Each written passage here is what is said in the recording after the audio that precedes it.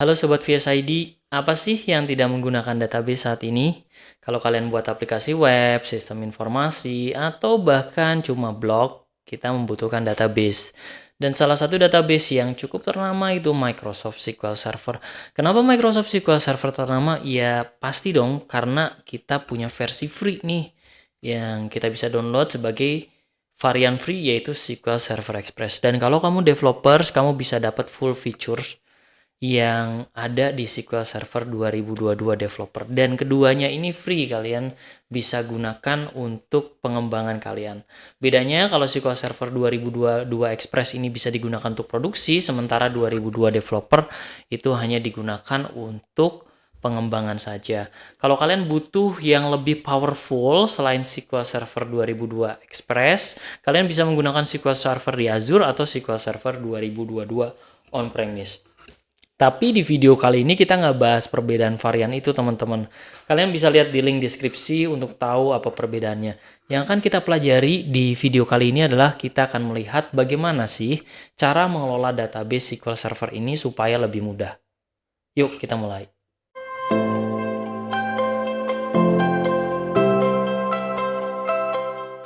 Tips pertama, kamu bisa mendownload SQL Server versi developer untuk pengembangan kamu. Kemudian kamu bisa download lagi SQL Server Management Studio. Jadi SQL Server Management Studio ini memudahkan kamu untuk mengelola database kamu. Tips kedua, setelah kamu menginstal SQL Server Database, kamu menginstal SQL Server Management Studio.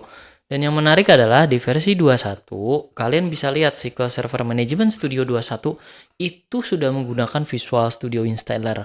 Artinya apa? Kalian bisa update nih dan upgrade itu nggak harus nginstal ulang, repot-repot untuk download atau visit website. Kalian cukup klik update, maka SQL Server Management Studio 21 dan yang versi lebih baru itu akan bisa kalian nikmati.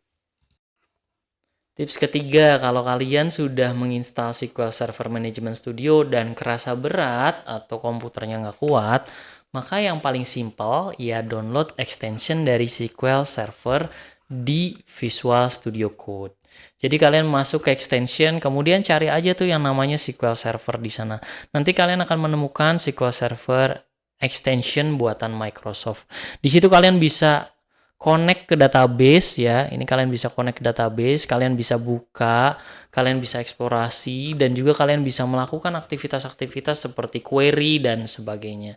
Jadi kalau kalian ngerasa fakir gitu ya, dalam arti fakir resources ya, maka kalian bisa menggunakan MS SQL Server extension yang ada di Visual Studio Code. Tapi kalau kamu punya ruang lebih, saran saya lebih baik install SQL Server Management Studio.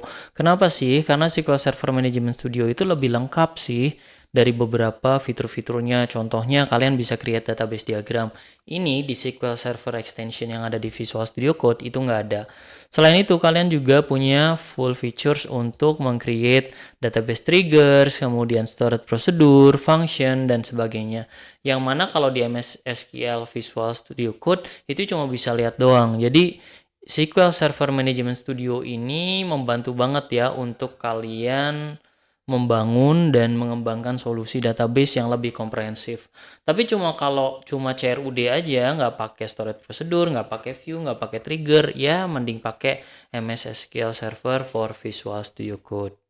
Oh iya, di tips terakhir sebenarnya ada tools lain ya, yang lebih ringan, tapi juga lebih lengkap ya, yaitu Azure Data Studio.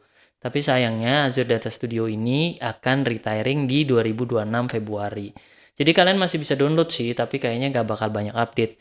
Jadi saran saya kalau kalian pengen pakai data management services atau tools untuk mengelola database, mending visit MS SQL Server di Visual Studio Code atau SQL Server Management Studio.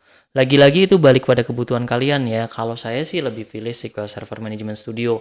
Bagaimana dengan kalian? Yuk put di komen ya. Dan jangan lupa beri komentar apa saja video atau tutorial yang kalian pengen dengar. Terima kasih, sampai jumpa di video selanjutnya.